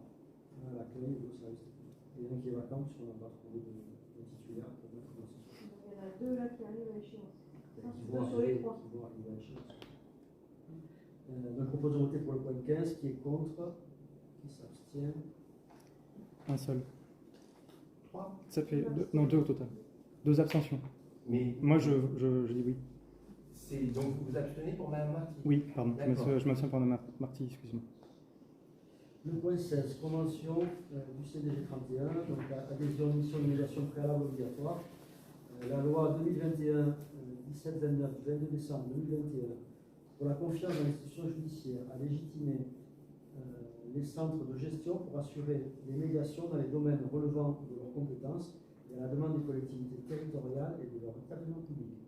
Elle a en effet inséré un nouvel article, article 25.2, dans la loi 84-85 du 26 janvier 1984, qui oblige les centres de gestion à proposer par convention une mission de médiation préalable obligatoire prévue à l'article L213-11 du Code de justice administrative. Il sera proposé au conseil municipal d'approuver une convention avec le CDG 31 pour lui confier cette mission de médiation préalable obligatoire et d'autoriser le maire à la signer. Sur le point 16, j'ai une question. Pouvez-vous expliquer ce qui est obligatoire et ce qui relève d'un choix possible de la commune et qui est donc soumis au vote en conseil municipal? Quelles seraient les autres options possibles pour la commune? Pourquoi cette convention est-elle proposée uniquement maintenant, alors que la loi qui semble la rendre obligatoire de médiation date de septembre 2021? Donc ce qui est obligatoire, c'est la médiation préalable, avec un certain nombre de conflits relatifs au statut. Le choix de la commune, c'est de confier cette mission au centre de gestion 31, ou de trouver une autre façon de remplir cette mission, cette obligation. Donc le délai entre le texte de cette délibération et celui nécessaire au centre de gestion de la Haute-Garonne pour s'organiser et organiser cette mission. Donc, formation et nomination au 11 mai 2022, donc récemment, d'un médiateur et création de la convention. Quel est le gain pour la commune et quel est le gain pour les agents municipaux attendus de cette convention? Qu'en est-il de cette convention facilite? Qu'est-ce que cette convention facilite? Il n'y a pas de gain pour la commune, seulement une solution pour répondre à une obligation. La convention permettra que lorsque la commune sera confrontée à une situation de une médiation obligatoire. Elle pourra solliciter le centre de gestion de la Haute-Garonne directement et rémunérer cette prestation au tarif fixé dans la convention. Dans le projet de convention figure une date de début au 1er janvier 2022. Cela signifie-t-il que cette convention s'applique de façon rétroactive? Non, elle s'appliquera après signature. Donc je vous propose de voter sur le point 16. Qui s'abstient? Qui est contre? Du coup, quelles étaient les autres options? Ça c'était la plus facile. Après, il fallait en chercher une. Toutes les communes font ça, c'est ça? Sauf une très grosse qui peut envisager la formation en interne. Voilà. Et le problème, c'est qu'il faut avoir suffisamment de personnel pour former quelqu'un en interne. Et ça coûte relativement cher de former quelqu'un. Donc, pour mutualiser les coûts, c'est ce qui semblait le plus raisonnable. Claudie, les pistes cyclables? Le projet de délibération numéro 17 porte sur une modification de l'acquisition d'une parcelle à l'île de Toulouse pour la construction de la piste cyclable. Donc, par délibération 2020-02-15, le conseil municipal avait approuvé l'acquisition foncière d'une partie de la parcelle AK15 appartenant à M. Calamiro, nécessaire à la réalisation par le numéro tableau de la piste cyclable pour le tronçon entre le carrefour de la route de Roquette et le chemin de Marivière, qui est réel. À l'occasion des travaux qui se sont déroulés cet été, le maître d'ouvrage a constaté une différence entre la surface prévue par la délibération, 7 mètres carrés, et la surface effectivement nécessaire sur place, 8 mètres carrés. Il sera donc proposé au conseil municipal d'approuver une modification de la délibération du 25 février 2020 en vue de corriger la surface. À quel prix? Même qu'avant? Oui. C'est-à-dire? C'est une vieille affaire. 150 € du mètre carré. 150 € du mètre carré, c'est le prix de la délibération de 2020. 150. 50. L'avait négocié à 50. Tout le monde l'avait négocié. Il y en a un qui a fait une bonne affaire. Et il était prêt à faire un cadeau. Et il a dit, je le donne, pardon, il a dit, je le donnerai tout à l'heure. La courte expérience sur l'urbanisme montre que beaucoup de promesses ne sont pas tenues, notamment pour la cession à titre gracieux. Une fois au pied de mur, c'est grave. Il n'a pas de temps, je ne même jamais. 8 mètres carrés. C'est 1 mètre. C'est 1 mètre carré. Oui, c'est 1 mètre carré. Honnêtement, Ah non, non, non, mais c'était 50. Non, non, signé par la République, c'était 50. C'était 50. Il y a des Il a ajouté un gain de mal. Il a bien négocié son business. 50 à 150. Et entre le verbal et la fille, le 150 € du mètre carré. Ça fait pas énorme, hein, ça fait. Je le sais. C'est 7 mètres carrés, ça fait 1 200 € en tout, quoi. Mais s'il veut les donner au CCS, on les prend. Ah. Donc je propose de voter sur le point 17. Donc qui est contre? S'abstient. Merci. Point 18. Je sais pas. Les dérogations au repos dominical de 2023. En application de l'article L32 de 26 du Code du travail, le maire, après avis du conseil municipal, fixe chaque année pour l'année suivante la liste des dérogations accordées à l'obligation du repos dominical de l'école. Lorsque ce nombre dépasse les 5 dimanches, la décision du maire est soumise à l'avis conforme du PC de la commune des membres. En Haute-Garonne, un accord a été conclu le 29 juin 2022 entre divers partenaires sociaux fixant à 7 dimanches les dérogations pour l'ensemble du commerce de détail, y compris les surfaces élémentaires de plus de 400 000 carrés, et à 2 pour le secteur du bricolage. Monsieur le maire souhaite prendre un arrêté conforme à cet accord. Le conseil communautaire du Noir-Tableau ayant donné dans sa séance du 31 mai 2022 un avis favorable sur la base de l'accord départemental, il est proposé au conseil municipal de donner son avis sur ce projet. En application de l'article R31-30-26 du Code du travail, la commune a sollicité par ailleurs la détermination syndicale et patronale sur ce projet. C'est la troisième fois qu'on le vote, puisque c'est un vote qu'il faut faire chaque année. La même délibération que l'année dernière. Je propose de voter. Qui est contre? S'abstient. Merci. La délibération pour 14 €. Oui. 24. provision pour dépréciation de créances à la demande de la trésorerie. La commune avait délibéré le 15 décembre 2021 pour constituer les provisions pour risque de dépréciation de créances juteuses pour un montant de 204 €. Le Trésor public a demandé à la commune d'ajuster ce montant en 2022. Le montant de cette provision qui doit être ramené à 200,12 €. Il est proposé au conseil municipal de se prononcer sur l'ajustement des provisions pour dépréciation de créances juteuses. Il est précisé que les ouvertures de crédit relatives à ces décisions sont inscrites à l'ADM qui suivra. Moi, je propose de voter. Qui est contre? Donc, je suis contre les 12 centimes. Attention parce qu'on va le noter. Ouais, pardon, je suis pour. Et qui s'abstient? Alors, l'ADM numéro la première de l'année et la dernière. Il est proposé au conseil municipal d'approuver la première décision modificative du budget 2022. Celle-ci comporte les ouvertures de crédits nécessaires aux opérations que je vais vous lister. Donc je vais exposer d'une part les nouvelles recettes et d'autre part les nouvelles dépenses. Ça soit plus clair. Donc on va commencer par les recettes. Donc les nouvelles recettes. Donc nous avons un surplus de recettes pour la compensation pour perte de la taxe additionnelle sur les trois limitations.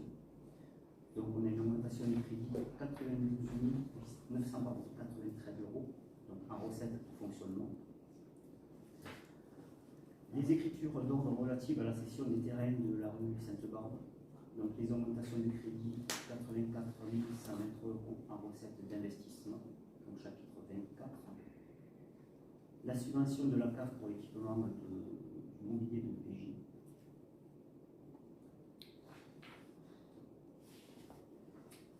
Informatique. Non, le mobilier informatique. Bien sûr. Pardon. Donc des augmentations de crédit de 2154 € et la fameuse créance douteuse avec une augmentation de crédit de 24 €. Ça, ce sont les nouvelles recettes. Il y a les nouvelles dépenses. Donc celles qui n'avaient pas été identifiées dans le budget 2022 initialement. Donc en dépenses, on va commencer par la section de fonctionnement, en dépenses de fonctionnement. Donc, comme l'a dit le maire en début de séance, nous augmentons les tarifs, donc suite à l'augmentation des tarifs de gaz et d'électricité, on augmente les crédits de 85 000 € en chapitre 11 pour terminer l'année 2022. Et si besoin, on ajustera lors de la dernière DM de l'année. Une augmentation du point d'indice de la fonction publique de 3,5% à partir du 1er juillet 2022, qui fait augmenter les crédits de 25 000 € en chapitre 12. Les écritures relatives à la révision libre des assez de fonctionnement sur le navire de la délibération numéro 5, on diminue les crédits de 51 171 € en chapitre 14. La prise en compte des intérêts courus non échus relatifs au nouvel emprunt réalisé sur l'exercice 2022. Donc on augmente les crédits de 1066,69 €, puisque les intérêts 2022 du nouvel emprunt avait été budgétisé à 2500 €. Donc en chapitre 66, on peut voir apparaître cette somme supplémentaire de 1066 €. Ça veut dire qu'on avait un taux d'intérêt Non, compensé. ça avait été estimé en fait au départ, donc on ne savait pas exactement comment on avait pris l'intérêt. Donc ça avait été une estimation de 2500 € approximative. Il faut ajuster ça. Et le taux finalement de l'emprunt, il est combien? À la cour, il est de combien comme ça? Je ne saurais pas. Je ne saurais pas. Le taux du prêt. Oui, 36. 1,36, tu parles là. 1,36. Alors qu'on pensait qu'il serait plus bas. Non, mais Il a. si je peux me permettre, c'est des intérêts courus non échus, donc c'est pas. Oui, c'est lié à ça. Oui, c'est des intérêts intercalaires. Voilà. On n'a pas commencé à En fait, on remboursera en 2023. Et puis on ne savait pas quand est-ce qu'on allait débloquer cette somme. En fait, voilà. C'est ça. On ne savait pas quand on allait précisément débloquer cette somme, donc il était impossible de faire une Et estimation. on a bien fait de faire ce prêt. Bon, après, c'est 1000 €. Mais si on avait débloqué en juillet, on fait 1000 €. En dépenses de fonctionnement, on a également l'affectation des crédits pour la démolition du préfabriqué de stockage des allées et de l'école maternelle, plus 3 929 € en chapitre 67. En dépenses d'investissement, donc nous avons la prise en compte de la nouvelle enveloppe pour le site stade que l'on a voté précédemment, en délibération 8, on augmente les crédits de 20 200 € en 21,35. On prend en compte l'investissement non attribué au budget primitif, donc également pour l'investissement sur l'alarme incendie école, plus 15 500 euros en 21-35, que l'on a dû remplacer cette année. En dépense d'investissement en 21-82, vous voyez apparaître un montant de 47 423 euros, qui comprend l'achat d'un tractopelle pour un montant de 23 000 euros, un kangou 6 000 euros et le chargeur élévateur 19 000 euros. Les crédits pour l'équipement informatique de l'EPJ, donc pour un montant de 2 346 euros en 21-83, qui correspond à la subvention versée tout à l'heure pour la PG. J'ai une petite hésitation. Ensuite, on voit également apparaître les crédits pour le réseau d'électrification de la Bourdasse en 21 534 pour un montant de 30 000 euros, qui est une estimation. Ensuite, j'ai terminé donc pour les nouvelles dépenses. Ensuite, vous avez plusieurs lignes qui concernent des écritures d'ordre, qui n'entraînent aucune augmentation ni diminution de crédit. Donc, globalement, vous avez des écritures pour transférer les crédits d'études des ALAE du bas du 20 au 23, tout simplement parce qu'on passe de mode études en mode projet. Donc, une écriture, un changement de chapitre. Des écritures d'ordre relatives à la récupération d'amortissement à la demande du Trésor public, en vue du passage de la N57. Le changement d'imputation des crédits pour l'acquisition foncière quartier Longue-Cour, qui passe du 27 au 21, puisqu'on ne fait plus les travaux en régie. Le virement des crédits pour le projet participatif Just Riding 2200 euros, qui passe du 21,88 au 21,534. Tout cela, ce n'est pas de nouveaux crédits, c'est pas de nouvelles dépenses. Je le redis. Des virements de crédit et une augmentation de celui-ci pour les travaux de génie civil destinés à rapporter la fibre optique de la médiathèque, du groupe scolaire et de l'EPJ. Donc en section d'investissement, on a une diminution de crédit du chapitre 21 pour un montant de 9 000 euros au titre du chapitre 23. Donc je détaillerai ça tout à l'heure s'il y a une question. La décision modificative est équilibrée à 93 857 euros en fonctionnement et 134 658 euros 63 en section d'investissement. Donc les questions sont la donnée technique et pouvant entraîner une mauvaise interprétation. Pourriez-vous répondre aux questions suivantes et nous indiquer leur limite correspondant dans ce tableau? Quelle est l'augmentation du montant du coût de l'électricité? 85 000 euros. Donc c'est la réserve prévue pour terminer l'année 2022. Il ne s'agit que d'une prévision.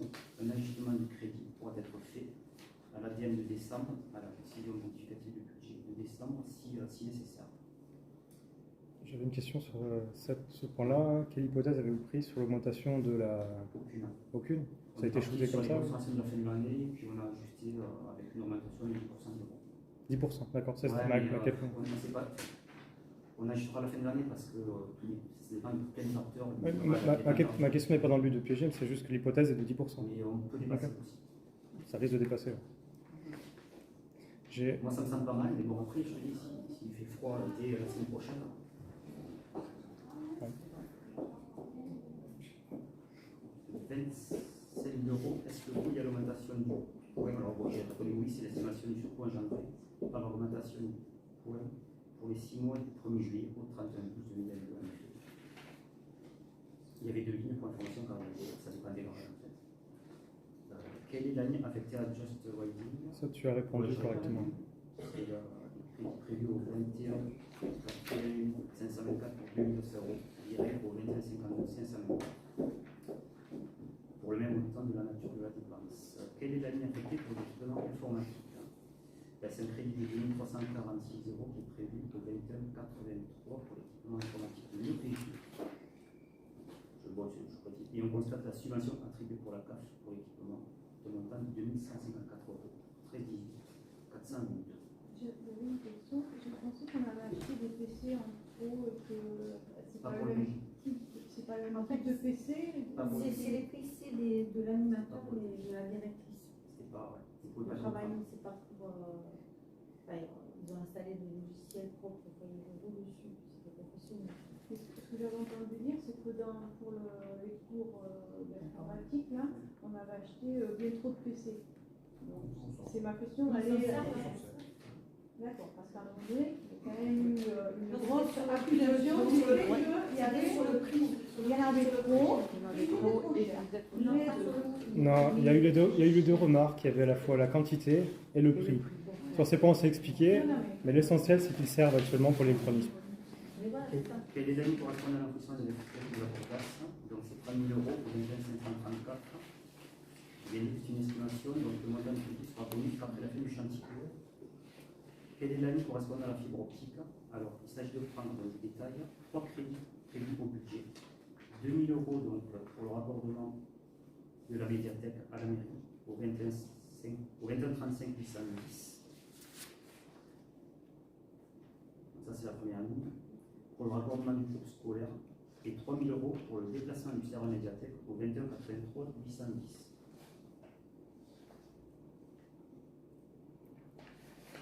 J'avais une question sur la fibre. 4 000 euros pour le raccordement du groupe scolaire. J'ai glissé. Vincent, j'avais une question d'ordre de travaux sur la fibre optique. Il y a eu un raccordement de gaine entre le groupe scolaire côté Château d'Eau et quelque part. Quel est l'objet de ce raccordement?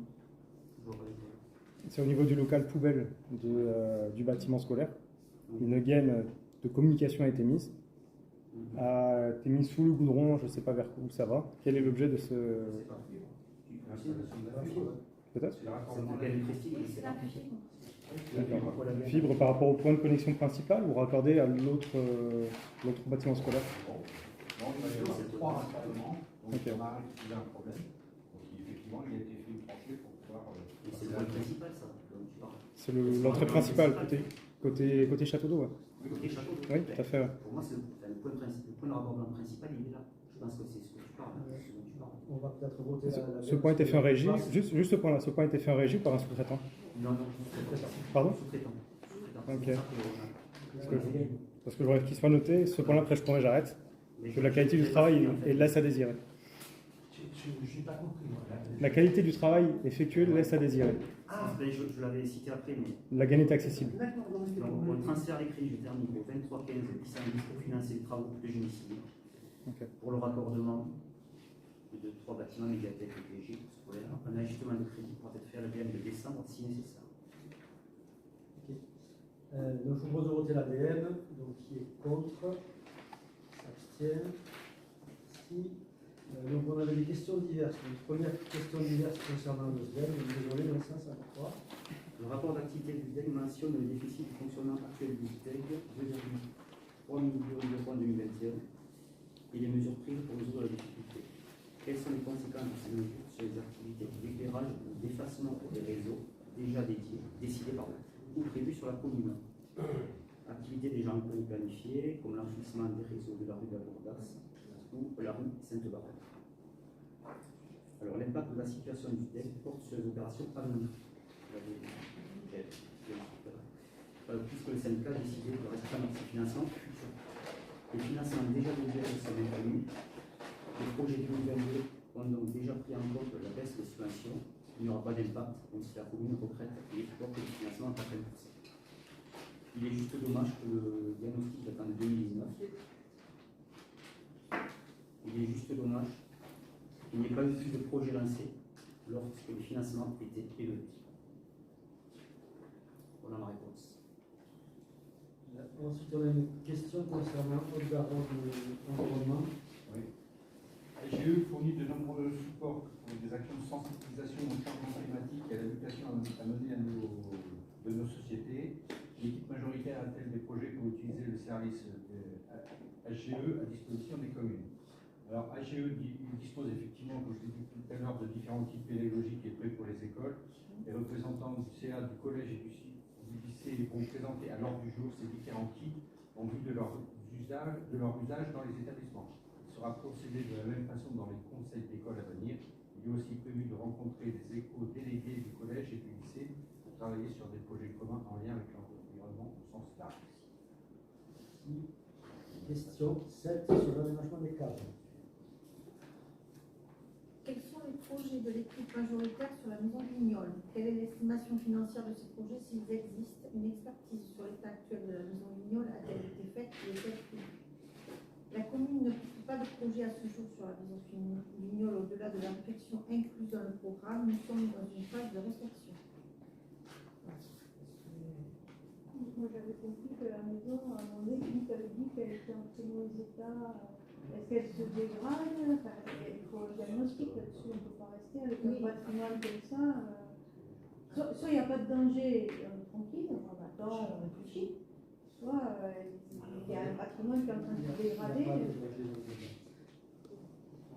Quelle est la complémentarité avec le projet d'aménagement des caves de la mairie proposé au point 7? Quelles sont les motivations qui font privilégier l'aménagement des caves à une réhabilitation de la maison Vignol? Le projet des caves comporte un aspect historique et patrimonial qui va dans le sens d'un futur classement du château au monument historique.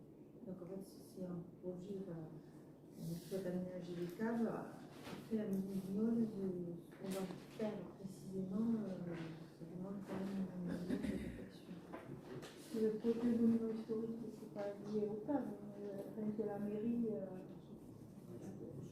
y a tout qui est compris dedans. Ouais. On peut faire ensemble. Questions diverses en lien avec le point 15 contre Et attends, du coup, la maison Vignol, on n'a pas de projet, on est en phase de réflexion. et donc, on note qu'aujourd'hui, on n'a pas de danger pressenti de dégradation. Parce qu'à un moment donné, Philippe a été très alarmiste en me disant cette maison, il va falloir la démolir. Oui, la phrase, parce que ça m'avait quand même choqué. On est en réflexion. Donc aujourd'hui, j'ai répondu à la question. il n'y a pas de. Non, il n'y a pas de moi, danger. de péril. On peut aller aux assurances. Il n'y a pas de péril. Ok. Questions diverses en lien Enfin, avec non, le quand point. on pose des questions pour débattre, c'est pour débattre. Mais là, on ne débat pas. Sur les questions diverses, on ne débat pas. On lit la réponse, on ne débat pas sur les questions diverses. Vous êtes très à cheval sur la règle intérieure, vous dites. Il n'y a pas de débat sur les questions diverses. Questions diverses en lien avec le point 15 contrat PEC. Quel est le nombre d'agents en emploi PEC actuel et suite aux modifications demandées? Nous souhaitons plus d'informations sur ce type de contrat et sur les postes occupés par les agents concernés. Quelle est la durée cumulée de chaque contrat PEC? Alors, je vous rappelle que ces contrats PEC, ce n'est pas une nouveauté puisqu'on les a actés au conseil municipal par des délibérations. Donc, le conseil municipal a créé par la délibération du 19 février 2021 3 postes parcours emploi compétences. Et un quatrième poste a été créé par délibération le 1er juillet 2021. Un agent recruté sur ce type de contrat a souhaité quitter la collectivité lors du dernier renouvellement. Tout à l'heure, on n'a pas trouvé quelqu'un pour le remplacer dans les caractéristiques qui sont demandées par Pôle emploi. Donc il y a actuellement 3 agents en contrat PEC, dont 2 arrivent à la date de renouvellement. Et ce contrat donc, reste un poste vacant. Il me reste donc le compte rendu des décisions. Donc, sans vous donner les numéros, parce que c'est très joint. Donc, il y a un contrat de contrôle technique pour les ALAE. On a fait une demande de subvention au département pour l'acquisition des chaises de la salle du conseil et de la salle des fêtes. Une demande de subvention à la CAF pour les équipements de l'EPJ, Vincent en a parlé. Une demande de subvention à la CNL pour la relance des bibliothèques, on avait déjà fait la même demande l'an dernier. Un contrat de repérage amiante avant la démolition des préfabriqués des écoles, un contrat de coordination SPS à l'AE, une demande de subvention à l'ADEL pour l'étude de faisabilité de la géothermie pour les ALAE que je viens de l'obtenir, une demande de subvention à la région pour l'étude de faisabilité de la géothermie pour les ALAE, on n'a pas encore de réponse, une demande de subvention à l'ANCT pour l'achat de matériel pour l'inclusion numérique, on a une réponse positive. Marché de maîtrise d'œuvre pour le réaménagement de la mairie. Réduction partielle d'un titre exécutoire pour le logement 11 avenue de Toulouse. Donc la personne est partie plus tôt, nous a demandé de rembourser une partie de son loyer, c'est ça. La demande de subvention au département pour le site stable, on n'a pas encore. Une demande de subvention au département pour l'aire de jeu de Juste Arrêt qui est en cours. Et une demande de subvention donc la demande 40 que vous n'aviez pas eu, donc qui annule et qui remplace la 38, et enfin un contrat de réalisation du site stable. Concernant la purge du droit de préemption. Du coup, la 40, c'était juste pour modifier le truc qui était relais, c'est ça? Mais elle était dans l'envoi. Je ne sais pas pourquoi vous ne l'avez pas reçue, puisqu'elle est dans l'envoi. Je ne sais pas déplacer.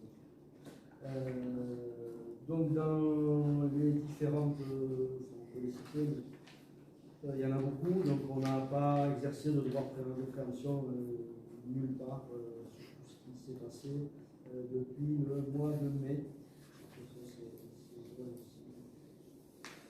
Voilà. Il me reste à vous dire que donc, la prochaine séance du Conseil. Philippe, il y avait une question sur la décision 2022-36, sur la précision sur la TVA. Ah, oui. Juste pour comprendre, parce que c'était pas très précis. En fait, si quelqu'un qui n'est pas assujetti à la TVA, donc on verra sans TVA. La ligne comptable. Donc, l'équipe de maîtrise d'œuvre est composée de plusieurs entreprises. D'accord. Plusieurs sont assujettis à la TVA. D'accord, c'est pour ça. Une ne l'est pas. Donc il y a de la TVA pour celles qui sont assujetties. C'est une imprécision du texte, oui, qui. Il n'y a pas de TVA pour celles qui n'en ont pas. Donc je reprends. Le prochain conseil le 9 novembre, et normalement on devrait avoir un dernier conseil où on aura une dernière délibération législative sans doute le 14-12. Voilà, je vous remercie.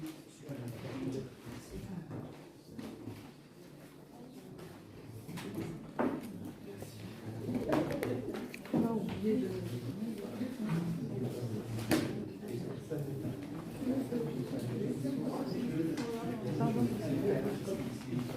Oui.